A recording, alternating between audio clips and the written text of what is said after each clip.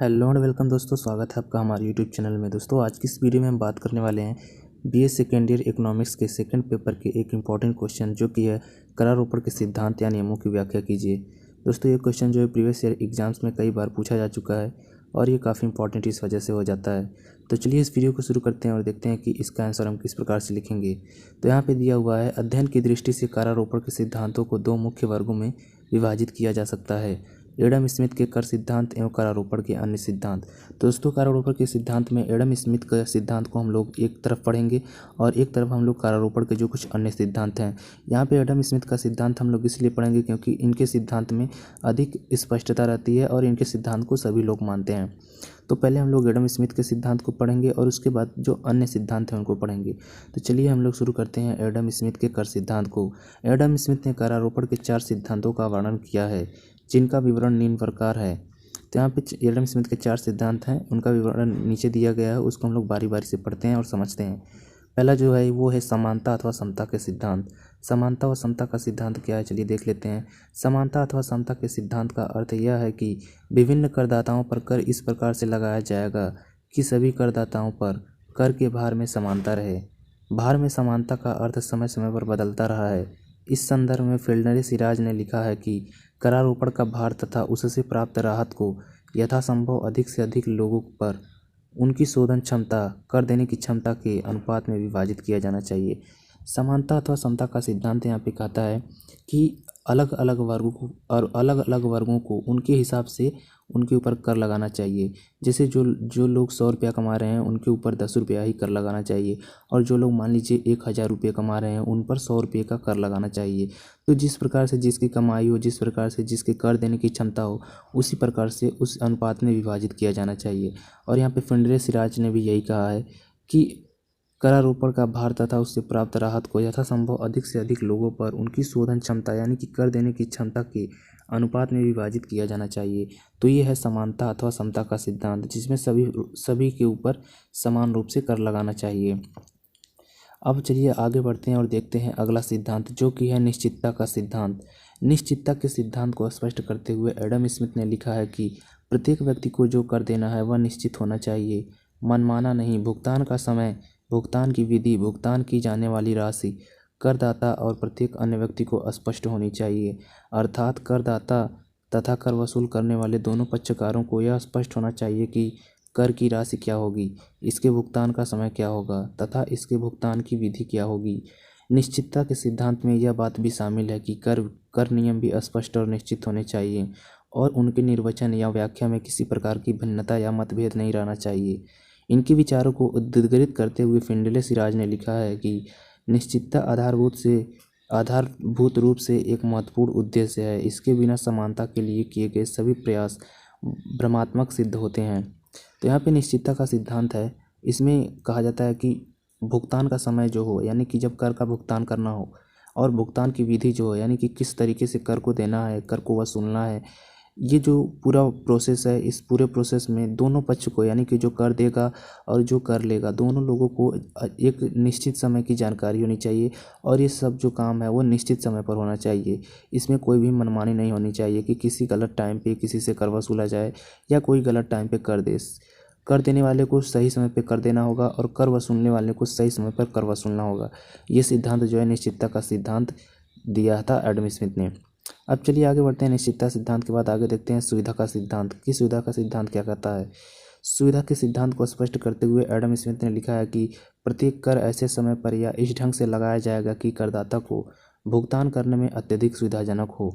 दूसरे शब्दों में सरकार को कर प्रणाली इस प्रकार की बनानी चाहिए जिससे करदाता को कर्ज चुकाने में सुविधा रहे। कृषि में फसल के बाद लगान वसूल करना, वेतनभोगी वर्ग की आय में उद्गम स्थान पर कर की कटौती इत्यादि बातें सुविधा के नियम का पालन का उदाहरण है।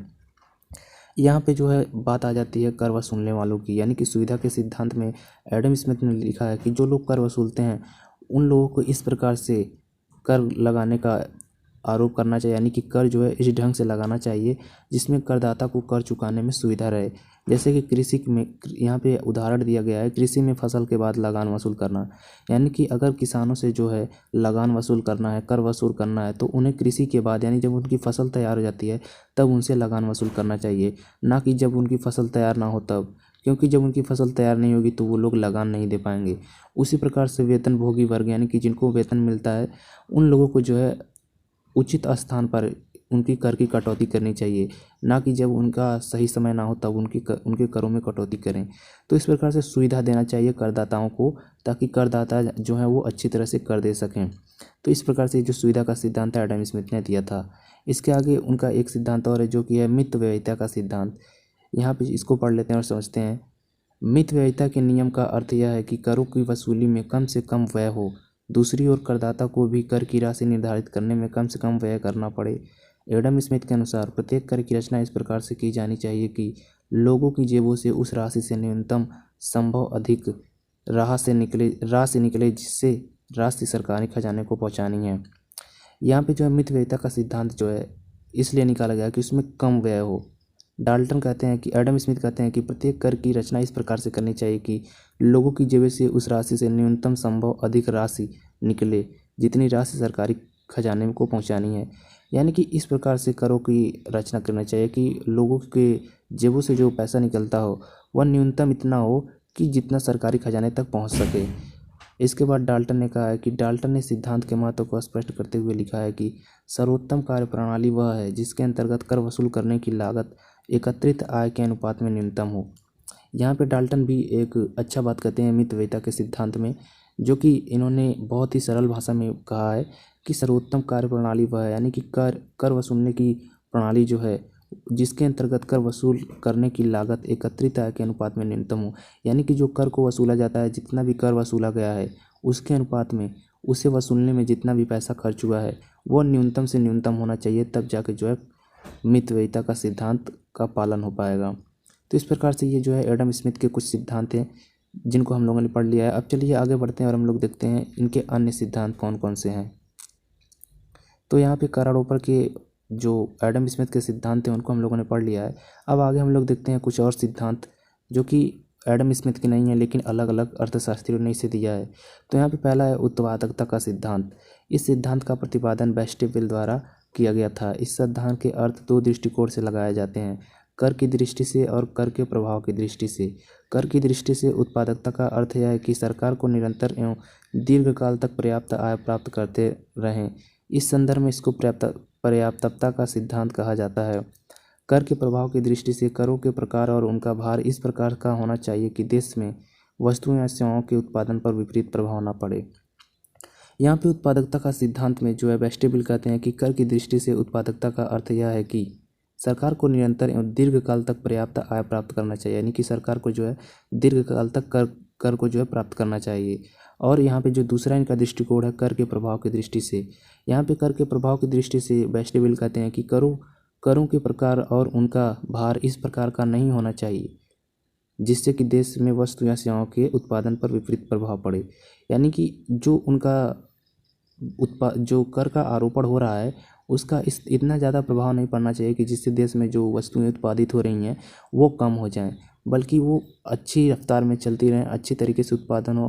और तो इस तरह के करों को लगाना चाहिए जिससे कि उत्पादन में बढ़ोतरी हो, यानी कि जो उत्पादित करने वाले क्षेत्र हैं वहाँ पे जो है कम कर लगाना चाहिए जिससे उनको प्रोत्साहन मिले और देश में उत्पादन बढ़े। तो यहाँ पे बेस्टेविल यही कहते हैं। अब अगला चलिए देख लेते हैं हम लोग। अगला है लोच का सिद्धांत। लोच का सिद्धांत क्या है? प्रो बेस्टेविल ने लोच के सिद्धांत पर भी पर्याप्त महत्व दिया है। यद्यपि लोच का अर्थ करों में वृद्धि और कमी दोनों से होता है, लेकिन व्यवहारिक दृष्टि से लोच के सिद्धांत का अर्थ यह है कि कर प्रणाली ऐसी होनी चाहिए कि किसी भी आवश्यकता या संकट के समय करों से प्राप्त आय में आवश्यकता अनुसार वृद्धि की जा सके। यहाँ पे लोच के सिद्धांत यानी कि जब भी लोच की बात आती है तो वहाँ पे कम या ज़्यादा की बात होती है, यानी कि ऐसा स्थिति हो जिसमें कम या ज़्यादा करने में प्रॉब्लम ना महसूस हो। तो यहाँ पे लोच के सिद्धांत को बेस्टेविल ने कहा है कि व्यवहारिक दृष्टि से लोच के सिद्धांत का अर्थ है कि कर प्रणाली ऐसी होनी चाहिए कि किसी भी आवश्यकता या संकट के समय में प्राप्त आय में आवश्यकता अनुसार वृद्धि की जा सके। लोच के सिद्धांत में बेस्टेविल कहते हैं कि अगर मान लीजिए कोई संकट आ जा रहा है, उस संकट में जो है करों को जो है बढ़ा करके उसकी वसूली की जा सके, यानी कि आय में वृद्धि की जा सके। ऐसे लोच के सिद्धांत होना चाहिए कर आरोपण में। अब अगला देखते हैं हम लोग विविधता का सिद्धांत। विविधता का सिद्धांत क्या कहता है, चलिए देख लेते हैं। इस सिद्धांत का मूल आधार यह है कि एक कर प्रणाली के स्थान पर बहु कर प्रणाली को अपनाया जाए। दूसरे शब्दों में कर प्रणाली में विविध प्रकार के प्रत्यक्ष और अप्रत्यक्ष करों का समावेश होना चाहिए, जिससे सभी श्रेणियों के व्यक्तियों का अंशदान प्राप्त हो सके।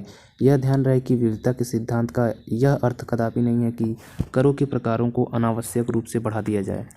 तो यहाँ पे विविधता के सिद्धांत को जो बताया जा रहा है, इसका मतलब यह है कि जो कर का आरोपण किया जा रहा है, यानी कि कर वसूली हो रही है, उसको और विविध कर देना चाहिए, यानी कि और बड़ा और चौड़ा कर देना चाहिए, विस्तृत कर देना चाहिए, जिससे कि सभी वर्गों के लोगों से जो है अंशदान प्राप्त हो सके, सभी वर्ग के लोग अच्छे से कर दे सकें, ना कि कुछ वर्ग के लोग अच्छे से कर दें और कुछ वर्ग के लोग इससे परेशान हों।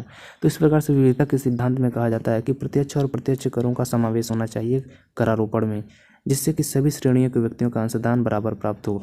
और यहाँ पे कहा जाता है कि विविधता के सिद्धांत का ये अर्थ कदापि नहीं है कि करों के प्रकारों को अनावश्यक रूप से बढ़ा दिया जाए, यानी कि विविधता के सिद्धांत में ये बातें नहीं कही गई हैं कि इसका ये मतलब नहीं है कि विविधता के सिद्धांत को लगाया जाए तो उसमें करों के अनावश्यक रूप से बढ़ा दिया जाए। यानी कि विविधता के सिद्धांत को लगाने में इस बात का जरूर ध्यान रखना चाहिए कि अनावश्यक रूप से कर को बढ़ाया ना जाए। अब इसके आगे चलिए हम लोग देखते हैं सरलता का सिद्धांत। इस सिद्धांत का प्रतिपादन आर्मिटेज स्मिथ ने किया था। इस सिद्धांत के अनुसार कर प्रणाली की उससे संबंधित नियम सरल होने चाहिए, ताकि करदाता कर के संबंध विभिन्न बातों को सरलता से समझ सके। यह महत्वपूर्ण है कि कर प्रणाली सरल होने पर करदाता कर का कम भार अनुभव करते हैं। इसके विपरीत कर प्रणाली जटिल होने पर करदाताओं में अनावश्यक असंतोष पैदा होता है और वे कर को अधिक भारपूर्ण समझने लगते हैं। तो यहाँ पे सरलता के सिद्धांत में आर्टिमेज स्मिथ ने यही कहा है कि जो कर के नियम हैं वसूलने के, वो सरल होने चाहिए और आम लोगों को आसानी से समझ में आ जाना चाहिए कि कर किस लिए वसूला जा रहा है, कब वसूला जा रहा है और क्यों वसूला जा रहा है। जब ये सब बातें जिनको कर देना है उनको पता रहेगी तो उनमें जो है कोई भी प्रॉब्लम नहीं पैदा होगी, वो लोग बेकार के असंतोष में नहीं जाएंगे। वो लोग अच्छी तरीके से जब उनको पता चल जाएगा तो वो लोग आसानी से अपने कर को देने में आगे बढ़ेंगे और हिचकिचाएंगे नहीं। तो सरलता का सिद्धांत अगर सही नहीं है, यानी कि कर देने और लेने में सरलता नहीं है, तो बेकार में जो है लोगों को असंतोष की भावना पैदा होती है और इससे वो लोग कर देने को भारपूर्ण समझने लगते हैं, यानी कि कर को देने से कतराते हैं और सोचते हैं कि कर जो है बहुत बड़ी चीज़ है, बड़ी बात है, जबकि कर को जो है सभी को देना चाहिए। अब आगे चलिए देखते हैं हम लोग एकरूपता का सिद्धांत। एकरूपता के दो अर्थ हो सकते हैं। प्रथम, एक कर प्रणाली में विभिन्न करों से कर लगाने की पद्धति, समय, उत्तम व्यवस्था इत्यादि के दृष्टिकोण से एकरूपता होनी चाहिए। दूसरे, संघीय वित्त व्यवस्था के संदर्भ में विभिन्न राज्यों की कार्य प्रणाली में एकरूपता होनी चाहिए। यानी कि यहाँ पे एकरूपता के दो सिद्धांत दिए गए हैं, जिनमें से है एक कर प्रणाली में विभिन्न करों से कर लगाने की पद्धति, यानी कि अगर कोई एक कर प्रणाली है उसमें विभिन्न करों से कर लगाने की पद्धति, यानी कि विभिन्न करों से जब कर लगाया जाएगा तो उसमें एक अच्छी बात होगी कि सभी से जो है एक बराबर मात्रा में अंशदान प्राप्त होगा और इस दृष्टिकोण से एकरूपता होनी चाहिए। और दूसरे में जो है संघीय वित्त व्यवस्था के संदर्भ में विभिन्न राज्य की कार्य प्रणाली में एकरूपता रहनी चाहिए। यानी कि जब संघीय वित्त व्यवस्था हो तो उसमें जो अलग अलग राज्य हैं उनकी कार्य प्रणाली में एकरूपता होनी चाहिए, अलग अलग कार्य प्रणाली उनकी नहीं होनी चाहिए। इसके आगे हम लोग देख लेते हैं वांछनीयता का सिद्धांत। प्रजातंत्रात्मक देश में इस सिद्धांत का काफ़ी महत्व है। यह सिद्धांत इस बात पर जोर देता है कि प्रत्येक कर लगाने का कोई ना कोई औचित्य होना चाहिए और इसे स्पष्ट रूप से समझना चाहिए, अन्यथा जनता किसी कर विशेष को अनावश्यक भार समझ सकती है। तो यहाँ पे वांछनीयता का सिद्धांत जो है वो ज़्यादातर आप समझ सकते हैं इस सिद्धांत से मिल रहा है, सरलता के सिद्धांत से मिल रहा है। तो यहाँ पे जो वांछनीयता के सिद्धांत को हम समझ लेते हैं। प्रजातंत्रात्मक देश में इस सिद्धांत का काफ़ी महत्व है। यह सिद्धांत इस बात पर जोर देता है कि कर लगाने का कोई ना कोई औचित्य होना चाहिए, यानी कि जब भी कर लगाया जा रहा है तो उसका कोई ना कोई मतलब निकलना चाहिए, उसका कोई ना कोई वजह होनी चाहिए।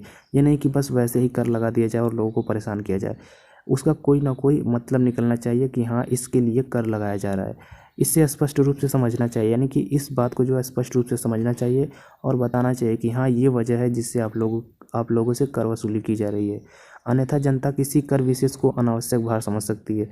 अगर ऐसा नहीं होता है तो जनता जो है वो किसी भी कर विशेष को जो है अनावश्यक भार समझ सकती है। वो ये समझ सकती है कि सरकार इसके माध्यम से हमसे पैसा ऐंठ रही है, पैसा कमा रही है। तो इसके लिए हमें वांछनीयता का सिद्धांत का पालन करना चाहिए। समन्वय का सिद्धांत। इस सिद्धांत के आधार पर कर प्रणाली में एक ही सरकार के विभिन्न करों और विभिन्न सरकारों के करों में इस प्रकार का समन्वय बना रहना चाहिए जिससे किसी वस्तु, आय या संपत्ति पर अनुचित रूप से पुनः कर ना लग सके। यानी कि जो कर लगाने की प्रक्रिया है उसमें अच्छी तरह से समन्वय बना रहना चाहिए। ऐसा नहीं होना चाहिए कि किसी के आय या संपत्ति पर अनुचित रूप से दोबारा कर लग जाए। अगर एक बार उस पर कर लग चुका है या फिर नहीं लगा है तो फिर भी गलत तरीके से उस पर कर ना लगे। तो ये थे कुछ सिद्धांत। इसके बाद हम लोग देखते हैं अब इसके जो थोड़ी सी निष्कर्ष क्या निकलता है, कंक्लूजन क्या होता है। तो यही है कि यह निश्चित है कि किसी भी एक कार्य प्रणाली में उपयुक्त सभी गुण नहीं पाए जाते हैं। प्राय कोई भी कर ऐसा नहीं होता जिस पर उपरोक्त सभी सिद्धांत लागू हो सकें। यदि एक में विभिन्न सिद्धांतों के मध्य विरोध पाया जाए तो ऐसी दशा में कम महत्वपूर्ण सिद्धांतों की अपेक्षा अधिक महत्वपूर्ण सिद्धांतों पर जोर देने की नीति अपनानी चाहिए। यानी कि यहाँ पे ये कह रहा है कि जो ये कर प्रणाली है इसमें सभी में जो है अच्छे गुण नहीं पाए जाते हैं। किसी न किसी में जो है थोड़े गलत, थोड़े बुरे और थोड़े अच्छे गुण पाए जाते हैं। किसी कर प्रणाली में कोई बात और अच्छी है तो किसी प्रणाली में कोई बात और अच्छी है। यानी कि अलग अलग कर प्रणाली में अलग अलग फ़ायदे और अलग अलग नुकसान है। तो इसमें यही कहा जा सकता है कि विभिन्न सिद्धांतों में उस सिद्धांत को हमें यूज में लाना चाहिए, उस सिद्धांत को लगाना चाहिए जिसमें हमें अन्य सिद्धांतों से कम हानि को झेलना पड़े। क्योंकि कोई भी सिद्धांत जो है पूर्ण रूप से बिना हानि दिए नहीं कर वसूली हो पाएगी, क्योंकि हर एक सिद्धांत में कोई ना कोई गड़बड़ी है, कोई ना कोई दोष है। इसलिए हमें उस सिद्धांत को अपनाना चाहिए जिसमें कम से कम दोष हों। तो यह था करारोपण के सिद्धांत, जिसमें एडम स्मिथ और अन्य अर्थशास्त्रियों के सिद्धांत हम लोगों ने पढ़े। उम्मीद करते हैं आपको ये वीडियो पसंद आया होगा और ये टॉपिक आपको क्लियर हो गया होगा और आपके एग्ज़ाम में काफ़ी हेल्पफुल होगा। तो मिलते हैं आपसे नेक्स्ट वीडियो में, तब तक के लिए आपका वीडियो देखने के लिए धन्यवाद।